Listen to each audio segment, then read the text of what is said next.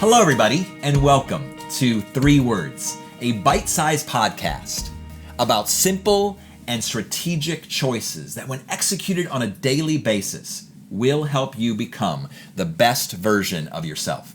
I am your host, Dr. Michael Brown, and as a business consultant and life coach across the country, I have seen over and over and over again among my clients and my friends and my colleagues and even my own family that every moment matters, that each choice counts, and that, quite honestly, more can happen in 1 minute than can happen in an entire month when we are intentional about choosing choices that are positive and powerful in our lives. Today I'm joined by actually the newest member of the DMB coaching team, part of our coaching community, none other than Russell Catania. And what I love about Russell, when we met a couple years ago when you were friends with my son, is early on I had this sense that you were so positive. And so would you share with us, ironically, what are your 3 words for today? Most certainly. Today we're going to be talking about the 3 words, quit your complaining. I love that tone. I can hear it in your voice that you don't like complainers. And I don't think, honestly, any of us do. And Russell, I just want to share with you and say out loud, even for our listeners, I love the fact that when I'm in your presence, I never feel as though you are entitled. And the reason I share that with you is because entitlement is at the very core of why we complain. I've shared this before in a variety of contexts, but I think in many ways the 3 things that we really crave in life, for good or bad, is control, convenience, and comfort. And what happens is when someone presses in against our convenience, like I'm trying to get to the store on time and you're going 25 miles an hour in a 45 mile an hour zone, when you're pushing against my comfort and violating that feeling that I need of control in my life, I become kind of whiny, or I become grumbling, or even complaining. But I love the fact that when I'm with you, you seem to focus on what the gifts are in your life and the things that are positive in your life. And you have this very upbeat spirit about you, which is why I invited you on this particular podcast to talk about this topic of quit your complaining. Now, you used a tone when you shared that, so why is this so passionate for you? Of course. I want to clarify one thing. I have a heart for complainers. I don't not like them, but I agree. I'm in a unique position. Okay. As a medical student. Oh, that's right. First year medical student here in Toledo. 4 weeks in the bag. And I feel, as I was joking with your older son, Justin, that I could totally write a master's thesis on the complaining medical student. We have been craving this opportunity since we were in high school, maybe even middle school. Sure. And now that we're here, we're finding everything under the sun to bicker about and complain about. And I find it odd that we have reached such a milestone in our life, but are not choosing to look at it as a gift. We're instead choosing to look at those moments that are making that journey for us more difficult. We've made it to medical school. It shouldn't be hard anymore. The hard part was the standardized test. right. And getting accepted. Now just let us go. But that's not the case. Now, I'm concerned even as you share that, because I tend to think as you get older, we get grumpier. And what you're sharing with me is even the 21, 22, how old are you now? 22. So 22-year-old, 23. I'm thinking the young professional who's just beginning his or her career would surely be less grumpy, less complaining. That complaining and grumpiness is reserved for those of us who are over 50, who have been working in the workforce for a long time and are feeling burnout or feeling tired and burdened. But what I'm hearing you say is even at this young professional age, individuals that have a bright future ahead of them, it is easier to complain than to be grateful. And this is what I would presume. One of the reasons for that. Now, granted, I don't want to give excuses for people's choices, and even my own, but I think there is a cultural default that we have within our culture, the American culture particularly, because we don't see this all over the world, that complaining is a default. So if you say, how are you doing today? Typically, if you ask that question in passing, you're going to hear about, well, it's kind of hot, or it's too cold, or I'm really tired, or making it through. But we almost feel a little strange when you ask someone, this is a fantastic day. I'm so pleased to be alive, and I'm so grateful. We almost would go, what is wrong with that person? And yet, What's wrong is the individuals, myself included, who are not positive, who are not seeing life as a gift, who are not seeing opportunities. We tend to be able to, as a culture, see the negative in things more than the positive in things. And this is true in our workforce too. So I guess I share this because I'm much older than you, and I'm not a young professional anymore. And yet even in my workplace and in the different places where I serve, it seems like the default is complaining. And I think it goes back to this idea, honestly, Russell, of entitlement, that I feel entitled to a life that is pain-free, trouble-free, and convenient and comfortable all the time. And when I feel as though that's not true, I'm prone to complaining. Right.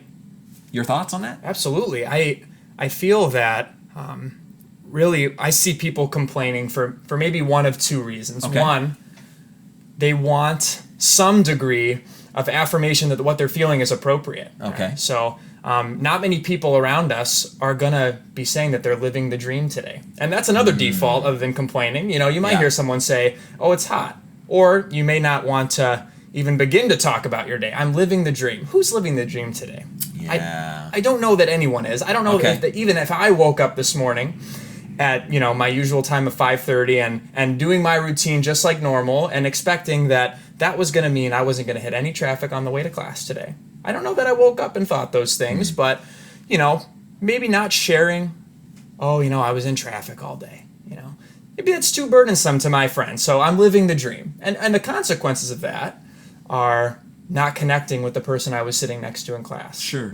It really limits my ability to have that 5-minute conversation that develops a relationship, develops a friendship. And so instead, I might choose to complain to get affirmation that what I was feeling was appropriate, right? Because not many people around you want to say, yeah, I'm living the dream too today. I'm having a great day. I feel people connect on the grounds of having something to be upset about. Yeah. And feeling that. It's so insightful that you said that. I've never thought about it, that we're actually connecting over our commiseration. And that there's something, we want to connect in some way with human beings, but it's harder to connect over the fact that I'm having a fantastic day, or I'm really grateful to be alive. Or maybe, and again, I'm just processing on the spot because these are unscripted podcasts, but I'm just wondering what would it look like to actually process in real time with someone? Traffic was really, really hard today. And to be honest with you, it was a tough night. I don't know why, but I didn't sleep very well. But I'm thankful that you asked how I'm doing today. And together, let's make a commitment. Let's make this day a great one. I actually like people who actually say that. Instead of saying, have a great day, make it a great day. And the reason I like that phrase is I can't always choose how I'm feeling and even the emotions that are going on inside me. And for sure, I can't choose the circumstances around me. But I have 100% choice at any given moment of my attitude. I love that. I get to choose my attitude. In fact, we have a little phrase in our family that goes something like this. Why don't you go ahead and replace your attitude, family, with a little gratitude, right? And we have that phrase is because it's so easy, even in our own family, where we try to really be upbeat and positive and look on the bright side of things.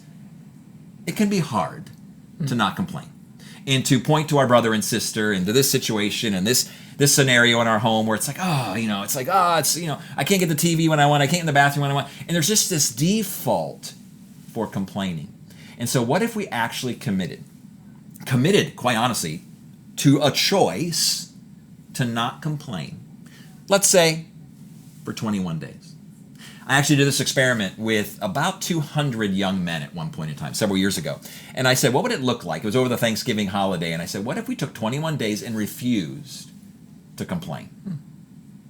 And we came back a few weeks later, 14 days in, and said, how's that going? And they were all like, it is so hard. And I agreed because I was trying to do it alongside with them. I gave the challenge. I was going to try to live it out myself. And there was this natural impulse that's deep within me that, again, is at its root entitlement, selfishness, that if we're honest, we would never say this out loud, but oftentimes we feel like, or at least we live like, we are the center of the universe. Russell, I mentioned at the beginning that in our interactions, that's one of the reasons I even asked you to be a coach as a part of our coaching community. You are so positive and such a life-giving individual. How do you keep complaining at bay? And how do you continue to live in such a way that your vibe and your ethos is that of positivity and not grumbling?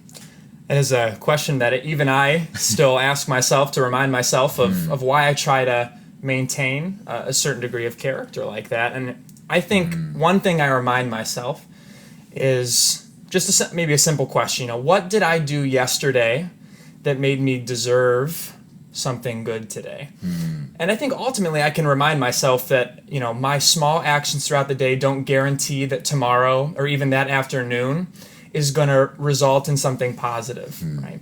That those small, gestures of kindness from neighbors or a free road is just those small little blessings that I get through the day, and that nothing I did yesterday and nothing I did this morning is going to guarantee anything positive. That if I continue to generate positivity in my life with the expectation that I'm going to get something out of it, then I will set myself up for failure. I'll set myself up to complain. I helped someone study last night. I spent all this time and just to be late to my first class because of traffic. What did I do to deserve that traffic? Nothing. Just like I didn't do anything to deserve a free cup of coffee in the Dunkin' Donuts line from the nice guy in front of me. For sure. And so I think at the end of the day, just reminding myself that I didn't deserve, and it could even be seen as cliche, right? But I didn't deserve to wake up this morning because I did something kind yesterday. And so today, let me just not complain, and let me just cherish those small things today that I can control and that I can change, and then just make it a good day. Make it a good day. And even as you mentioned a second ago, just the fact that I woke up this morning is a gift. The fact that I can have this conversation with you is a gift. The fact that my voice works and my eyes work and I can listen to your voice and learn from your insight as a young professional, as a young man, it's a gift that I'm not entitled to anything. If I took the approach, and this is my promise that I want to kind of share with our listeners today, that if we take the approach to actually choose gratitude, because gratitude's an attitude, and actually count our blessings and be thankful even for the things that might feel inconvenient or hard, it will literally transform our lives. And who would have thought? In 3 simple words. Stop your complaining. For life coaching, consulting services, or to hire a keynote speaker, please visit dmbcoaching.com.